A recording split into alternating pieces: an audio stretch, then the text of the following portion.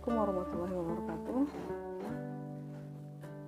Apa kabar semuanya? Mudah-mudahan dalam keadaan sehat walafiat. Amin amin ya rabbal alamin.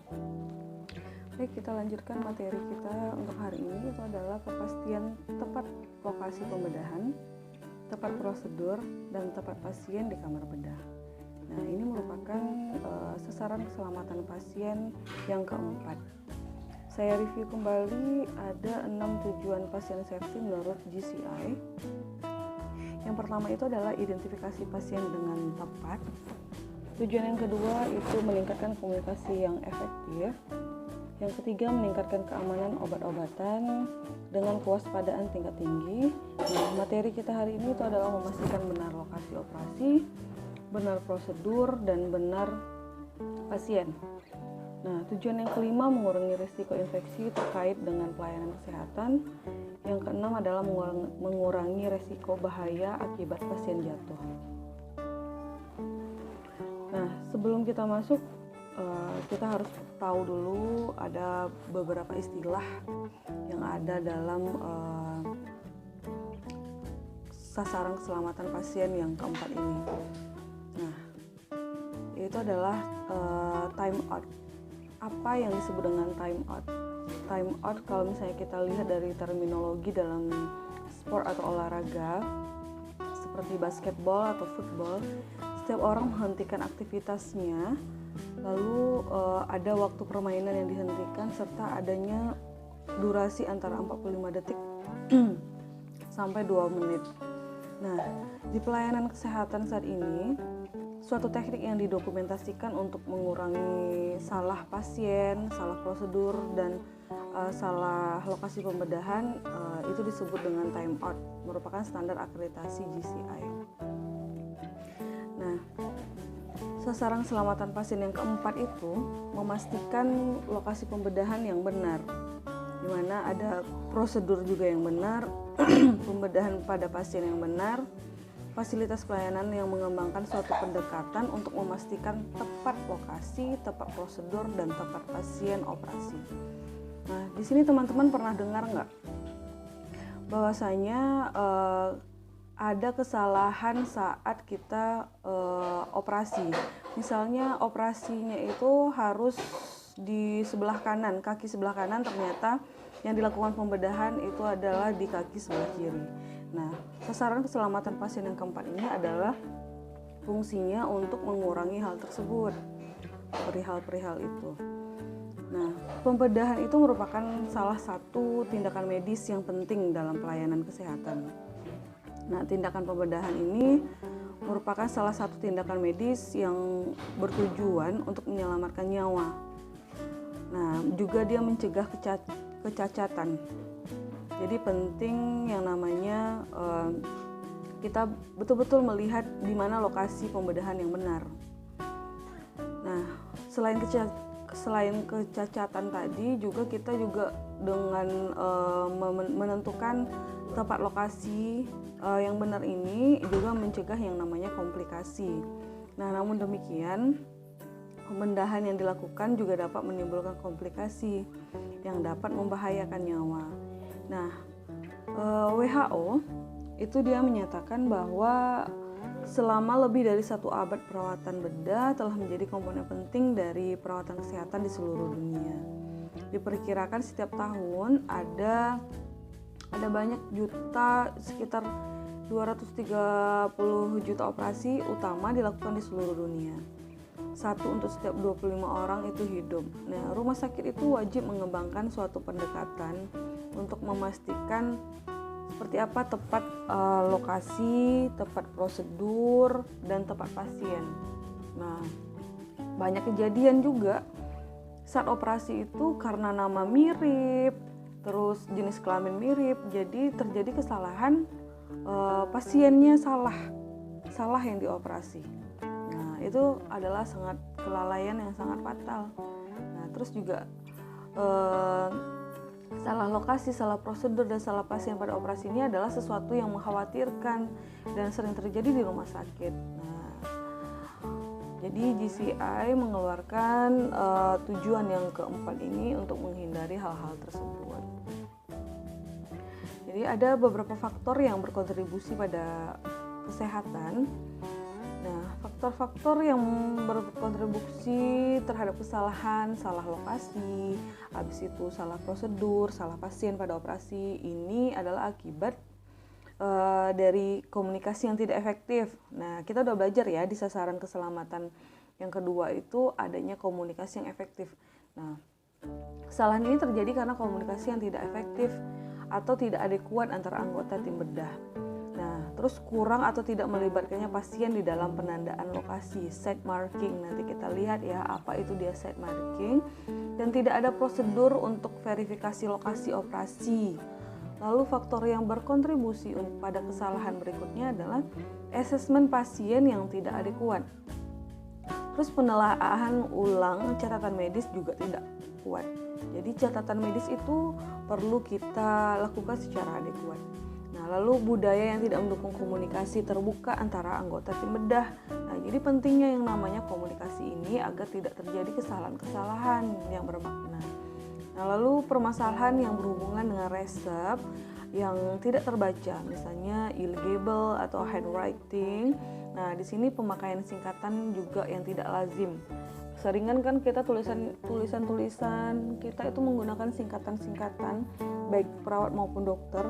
Nah, ternyata singkatan tersebut tidak lazim, tidak sesuai dengan SOP rumah sakit, padahal di rumah sakit itu harus memiliki SOP ya, harus memiliki SOP di rumah sakit yang sesuai, singkatan-singkatan yang sudah kita setujui bersama agar di rumah sakit itu tidak terjadi kesalahan. Nah, selanjutnya di sini ada beberapa insiden sentinel event di Amerika Serikat. Wah, kalau kita lihat di sini sangat banyak terjadi kejadian sentinel di Amerika Serikat ya. Sekitar 4064 terjadi kejadian yang tidak diharapkan itu. Sekitar 531 itu adalah event of wrong side surgery, adalah kesalahan dalam menandai atau side marking saat pembedahan. Ini sangat-sangat fatal sekali. Nah, bisa dilihat di sini 5 penyebab terbanyak salah lokasi pembedahan itu ada komunikasi. Nah, yang kayak saya bilang tadi, bahwasanya penting yang namanya komunikasi. Nah, terus ada berbagai macam lagi ya. Nah, di sini ada jumlah kesalahan dalam pembedahan 2035 itu katanya akan semakin lama makin meningkat. Nah, setiap tahun semakin banyaknya pembedahan, semakin banyak pula kesalahan. Jadi di sini bisa dilihat kesalahan itu banyak adalah kesalahan posisi. Terus sekitar 59% kesalahan posisi. Lalu kesalahan prosedur 10%, kesalahan orang 20%. Nah, ini sangat-sangat memprihatinkan. Kenapa bisa salah orang? Tentu catatan medis tidak dipertimbangkan di sini. Dan ada salah wrong side juga di situ ya. Nah, ada beberapa proporsi kasus berdasarkan bidang spesialis. Biasanya paling banyak itu adalah orthopedic surgery, pembedahan ortopedik. Misalnya dia fraktur atau misalnya ada dari hasil USG ada retak di kakinya, mungkin mau memperbaiki hal itu. Misalnya yang retak itu di tampak luar kiri kanan itu sama. Nah, sedangkan yang di dalamnya itu ada yang retak. Yang dilihat kiri dan kanan itu sama, padahal yang sakit adalah yang kanan. Tapi yang dibedah malah yang kiri. Nah, sering terjadi di situ. Jadinya si pasien akan mengalami kecacatan di sini. Nah, jadi protokol secara umum itu kita harus benar pasien, benar prosedur, habis itu benar tubuh mana yang mau dibedah, terus benar surgery site-nya, benar pencatatan, alat-alatnya juga benar. Orang kita mau operasi, misalnya mau operasi pembedahan ortopedik, jangan peralatannya nanti untuk maternity. Nah, itu perlu dipertimbangkan lagi. Penting yang namanya pencatatan. Nah, ada juga di sini beberapa kebijakan fasilitas pelayanan kesehatan itu perlu yang harus kita kembangkan, kayak misalnya secara kolaboratif itu kita kembangkan suatu kebijakan yang efektif di dalam eliminasi masalah yang mengkhawatirkan ini. Nah, kebijakan itu termasuk definisi dari operasi yang memasukkan sekurang-kurangnya prosedur yang menginvestigasi dan atau mengobati penyakit dan kelainan atau disorder pada tubuh manusia dengan cara menyayat, membuang, mengubah atau menyisipkan kesempatan diagnostik terapeutik. Nah, kebijakan tersebut berlaku atas setiap lokasi di fasilitas pelayanan kesehatan di mana prosedur ini dijalankan. Jadi ada juga beberapa kebijakan lainnya kayak praktek berbasis bukti seperti yang diuraikan dalam surgical safety checklist. Nah, di situ adanya beberapa protokol yang sudah kita bahas tadi ya. Nah, terus ada penandaan lokasi operasi melibatkan pasien dan dilakukan dengan tanda yang segera dapat dikenali. Nah, jadi untuk menandainya itu harus sesuai SOP. Misalnya kita menandainya dengan tanda silang. Nah, jangan kita bikin bulat gitu. Tergantung rumah sakit SOP-nya seperti apa. Nah, terus lalu kita lakukan kebijakan berikutnya, lokasi operasi itu ditandai pada semua kasus termasuk sisi laterality, struktur multiple jari, kayak struktur multiple kayak jari tangan, jari kaki, lesi atau multiple level seperti tulang belakang. Nah, kegiatan-kegiatan yang dilakukan dalam yang kita laksanakan untuk mengurangi kesalahan-kesalahan tadi, sini fasilitas pelayanan kesehatan menggunakan suatu tanda yang jelas dan dapat dimengerti untuk identifikasi lokasi operasi dan melibatkan pasien di dalam proses penandaan atau pemberian tanda. Nah, kayak misalnya itu fasilitas pelayanan kesehatan menggunakan suatu checklist atau proses lain untuk memverifikasi kayak saya bilang tadi. Terus tim operasi yang lengkap itu menerapkan dan mencatat prosedur sebelum insisi atau time out. Nah, insisi atau pembedahan atau time out tepat sebelumnya dimulai suatu prosedur atau tindakan pembedahan. Nah, kebijakan dan prosedur itu dikembangkan untuk mendukung keseragaman proses. Nah, prinsip-prinsip untuk solusi ini harus diterapkan ke semua area, di mana intervensi dilakukan dan bila digunakan strategi tersebut harus dilakukan secara seragam di semua area prosedural. Itu ya. Ada 3 elemen penting dalam standar prosedur operasional atau SPO atau SOP. Kalau SOP itu standar operasional prosedur, sama aja.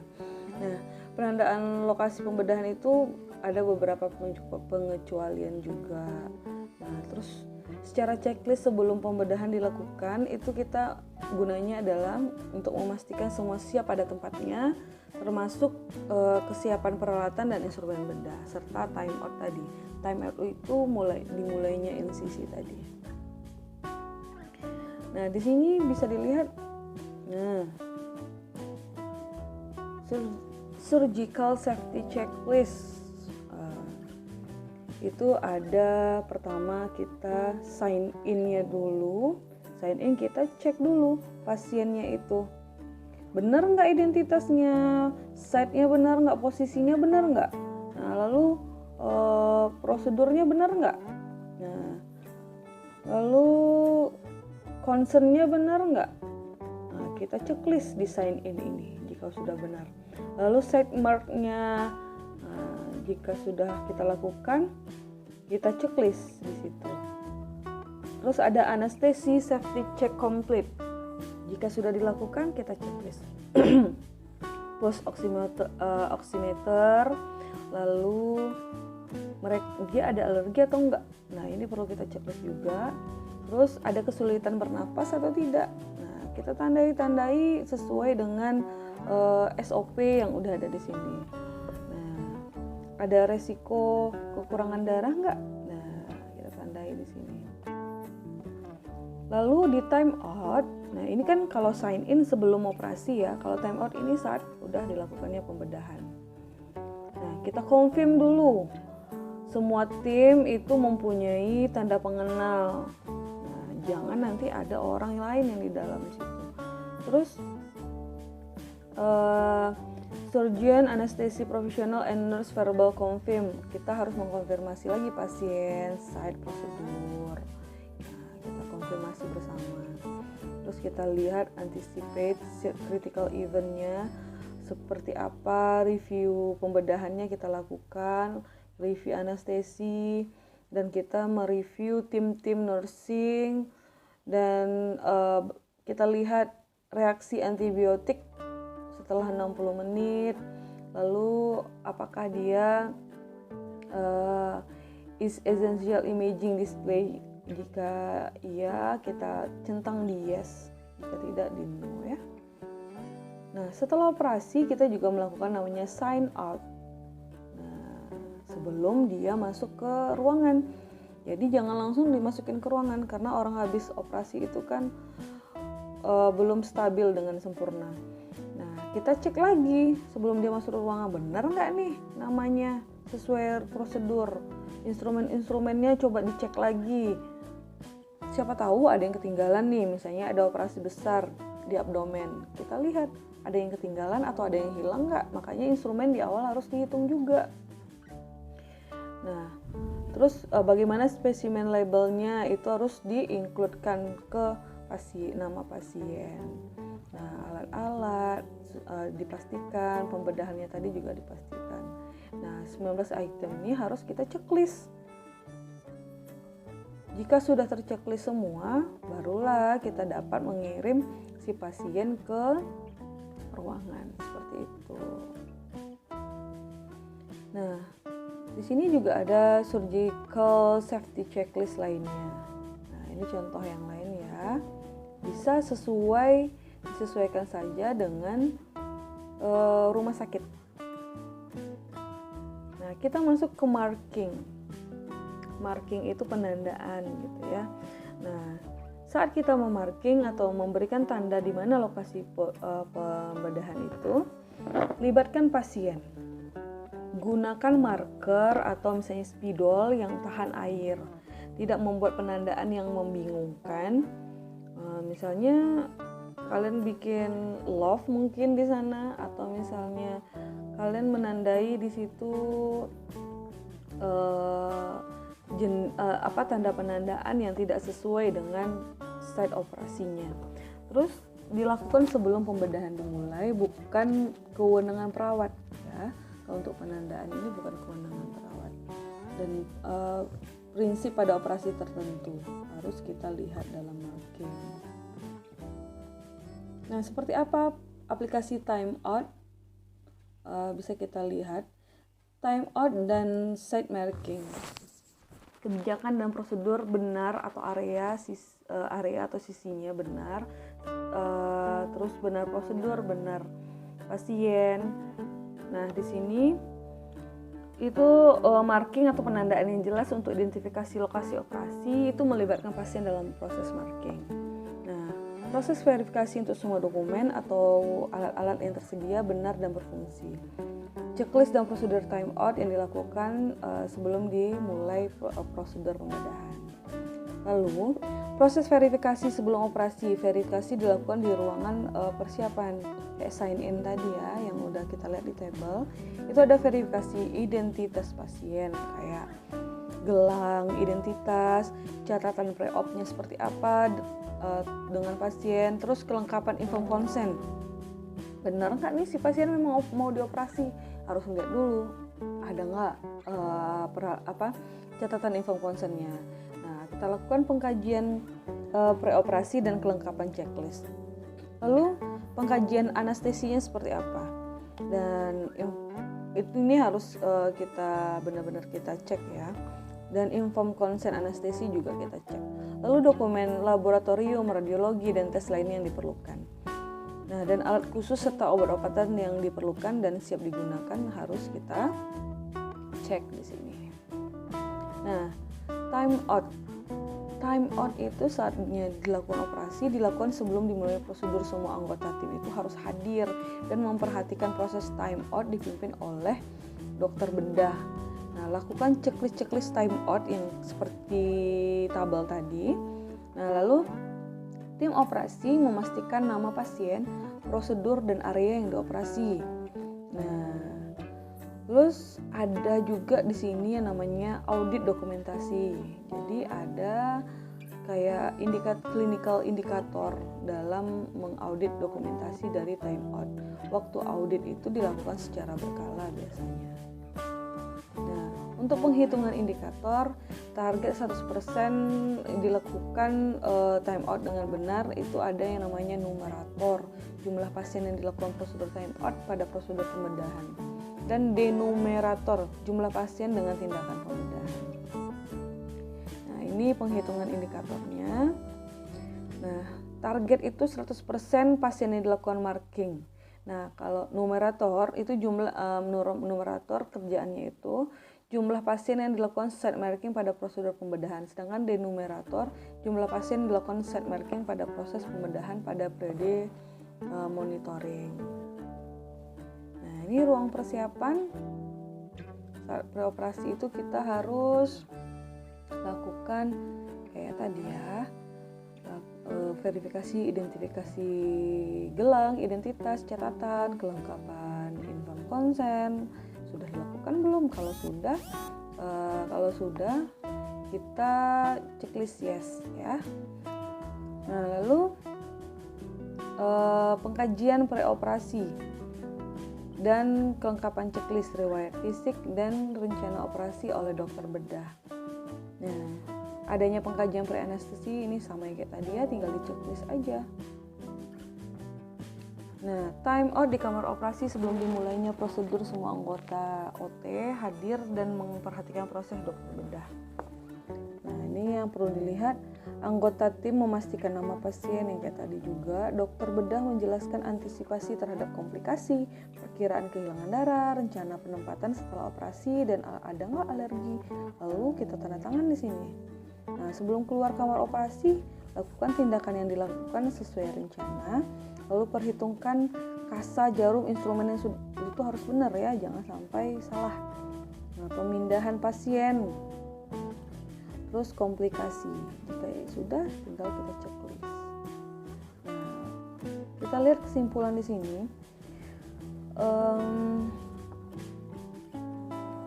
Salah lokasi pembedahan, salah prosedur, salah pasien itu bisa terjadi di rumah sakit.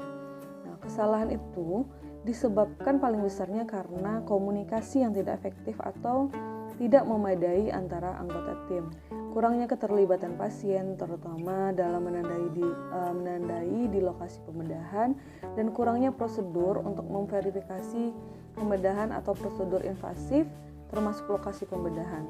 Nah, standar GCI itu merekomendasikan prosedur untuk menghindari salah lokasi pembedahan, salah prosedur, dan salah pasien. Lalu prosedur tersebut meliputi penandaan lokasi pembedahan, identifikasi sebelum induksi anestesi, dan mendokumentasikan time out dalam checklist.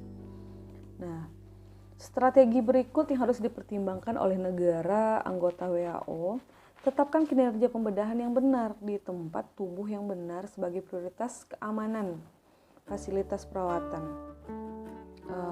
Terus pastikan bahwa organisasi perawatan kesehatan itu memiliki protokol yang memberikan verifikasi, mengharuskan individu melakukan prosedur untuk secara jelas, dan mengharuskan adanya kinerja time out. Apa time out tadi? Time out adalah periode yang dialokasikan secara khusus di mana tidak ada aktivitas klinis yang sedang berlangsung. Nah, Saat masa ini, saat time out langsung, semua anggota tim itu secara independen memverifikasi tindakan klinis yang akan datang, mencegah terjadinya wrong patient, kesalahan pasien, wrong site, kesalahan posisi, dan wrong prosedur, kejadian kesalahan prosedur itu harus kita cegah. Nah, juga ada di sini keterlibatan pasien dan keluarga. Libatkan pasien di semua titik dalam proses verifikasi praoperasi. Nah, dan libatkan pasien dalam proses penandaan di tempat operasi bila memungkinkan ya. Lalu diskusikan juga masalah ini selama informed consent. Nah, tadi belum saya bahas, di situ ada beberapa hambatan potensial. Hambatan potensialnya itu kayak kurangnya perjanjian ahli bedah dengan pendekatan standar dan kesulitan untuk mengubah budaya. Lalu ada biasanya gagal mengenali resiko dalam pengaturan prosedur selain ruang operasi. Terus keengganan perawat dan staf lainnya itu untuk menanyai ahli bedah bila ada kemungkinan kesalahan diidentifikasi. Jadi dia ragu-ragu, takut disalahkan seperti itu. Padahal sebenarnya harus segera dikonfirmasi permasalahan tersebut. Nah, sumber daya dan pengetahuan manusia yang tidak memadai untuk memudahkan proses yang menantang. Nah, perilaku rutinitas selama proses time out itu biasanya berjalan sesuai tapi tanpa komunikasi yang berarti gitu. Nah, dan kurangnya penelitian, data, dan pertimbangan ekonomi di sini. Perlu kita saat menandai penandaan lokasi itu memastikan beberapa hal kayak konsen tadi, habis itu ruang operasinya juga jangan sampai salah. Nah, ya seperti kita bahas tadi. Dan yang berhak melakukan penandaan lokasi operasi itu adalah dokter bedah, asisten dokter, dan pihak yang diberi pendelegasian. Perawat bedah. Nah, perawat bedah melakukan jika dilakukan pendelegasian ya. Jika tidak, itu adalah haknya dokter dan asisten dokter. Nah, ada beberapa tindakan di sini yang tidak memerlukan penandaan. Mungkin yang akan jadi pertanyaan, operasi apa sih yang perlu penandaan itu gitu ya? Nah, di sini ada beberapa yang operasi yang tidak perlu ada penandaan kayak prosedur endoskopi, terus kateterisasi jantung, nah, terus prosedur yang mendekati atau melalui garis midline tubuh kayak misalnya SC, sesar ya, habis itu histerektomi, tiroidektomi, laparotomi, terus pencabutan gigi juga nggak perlu ditandai. Nah, operasi pada membran mukosa juga nggak perlu kita kasih tanda. Terus pembedahan di perineum nggak perlu. Kulit yang rusak tidak perlu juga. Operasi pada bayi atau neonatus tidak perlu. Dan pada lokasi intraorgan seperti mata, habis itu organ THT, nah ini tidak kita perlukan. Nah, jadi hal-hal itu sangat penting di sini kita lakukan agar tidak terjadi kesalahan dalam operasi. Nah, sekian materi kita hari ini. Jika ada yang kurang paham, silahkan komentar di kolom diskusi. Assalamualaikum warahmatullahi wabarakatuh.